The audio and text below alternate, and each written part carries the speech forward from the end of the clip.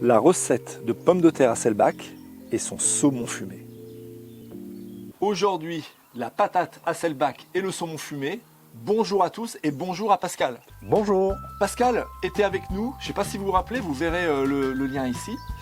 Pascal était venu nous présenter une recette géniale de terrine de campagne. Et aujourd'hui, Pascal, tu viens nous proposer quoi, ton retour? Alors mon retour c'est simple, ça sera plus simple que simple encore, c'est la recette d'une pomme de terre, vous voyez, mais qui va être succulente avec de la crème fraîche, avec du saumon fumé.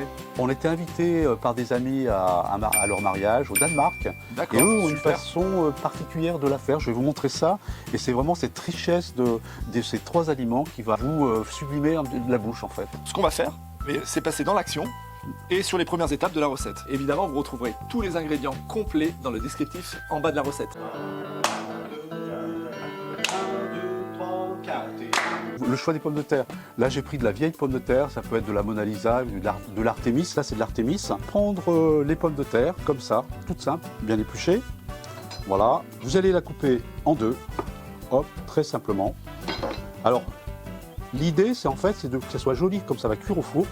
Vous voyez, on va faire des stries comme ça. C'est une pomme de terre où il va y avoir qui va être avec des petits losanges comme ça. Donc je vais faire rentrer un petit mélange d'huile d'olive avec, je vais vous expliquer tout à l'heure. Donc en fait là on strie pour que visuellement ça soit beau et que l'huile d'olive rentre bien de partout pour la cuisson. Voilà, complètement. Allez, c'est parti. Allez, je refais.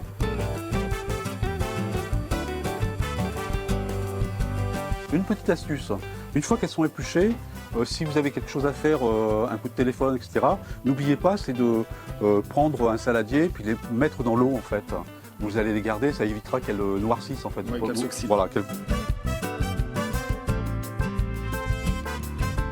Si vous êtes 4, prévoyez une pomme de terre, c'est largement suffisant. Après, s'il y a des gros mangeurs, vous rajoutez, bien sûr. Donc maintenant, Pascal, les découpes sont faites. Oui. On va disposer les pommes de terre sur une plaque qui va aller au four avec un papier sulfurisé dessous. Et on va s'attacher à faire la petite préparation. Le petit mélange d'huile d'olive pour badigeonner les pommes de terre. On fait ça? Ok, ça marche.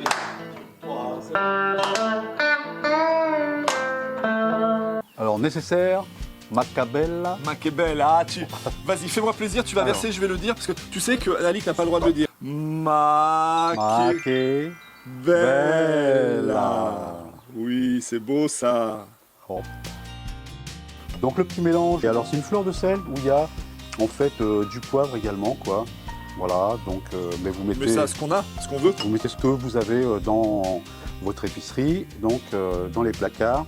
Vous voyez, c'est très simple, je vais mettre comme ça. Oui, c'est bien salé quand même, c'est important. Oui, c'est bien salé quoi.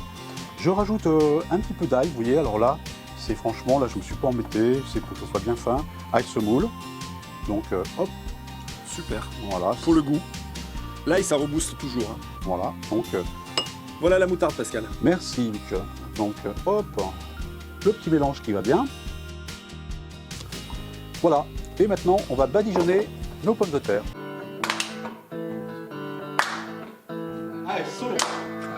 On a disposé, comme on vous avait dit, les pommes de terre sur un papier sulfurisé. Et maintenant, la petite sauce d'huile d'olive, la petite sauce Macabella est prête. Voilà. Il n'y a plus qu'à. Allez, comme on dit quoi. Allez, fais-nous voir si en plus d'être musicien, tu as un... Alors si vous n'avez pas de pinceau, c'est pas grave. Vous prenez un petit morceau de sopalin, et même avec le doigt, regardez, vous pouvez faire, ça marche très bien comme ça. Donc là, voilà, hop. D'où l'intérêt des stries pour que l'huile d'olive rentre à l'intérieur. C'est ça, c'est ça, complètement, ouais. Et ça va activer la cuisson en fait. Voilà. Cette recette, j'ai pu la déguster chez mes amis danois pour un mariage. Et c'était vraiment fait de cette façon-là, en fait. Moi, j'ai beaucoup aimé. C'est la simplicité, en fait. Voilà, parce que ça dure pas très très longtemps, vous voyez, à préparer. Pascal, tout à l'heure, on faisait une petite estimation avant le tournage. Et on s'est dit que là, le coût de la recette, c'était à peu près 4 € par personne. Donc on peut vraiment se faire plaisir pour un prix complètement abordable. La touche provençale, c'est le thym. Voilà, donc vous voyez, hop. On va mettre le plat au four, donc 180 degrés. Selon votre four, chaleur tournante entre 20 et 30 minutes. Par contre, vous surveillez parce que l'huile d'olive va accélérer un petit peu la cuisson. Voilà, puis du fait que les pommes de terre sont coupées en moitié, elles vont cuire plus vite aussi. Donc c'est un plat quand même qui est assez sympa aussi à réaliser assez rapidement pour vos amis, quoi, en fait. Ce qu'on va faire maintenant, pendant le temps de cuisson, on va préparer la sauce à la crème.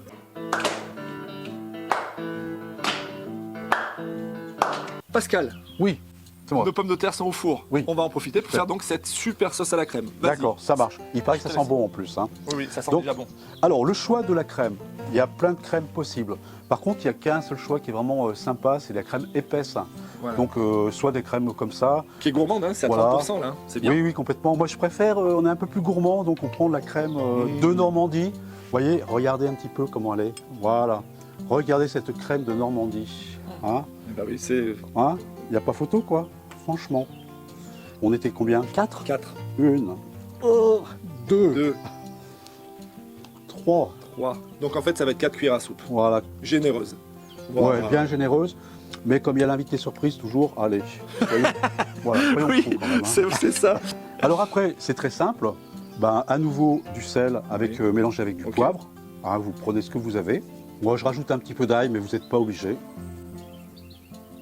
Après, ce qui va donner la couleur un petit peu, là, on peut mettre du curry, mais là, j'ai préféré mettre du curcuma. Je vais mettre une petite cuillère de... C'est un épice vraiment qui est très très doux.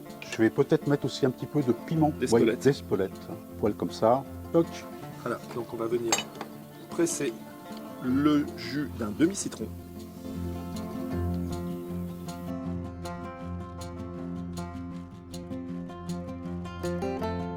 La crème est faite, les pommes de terre sont au four.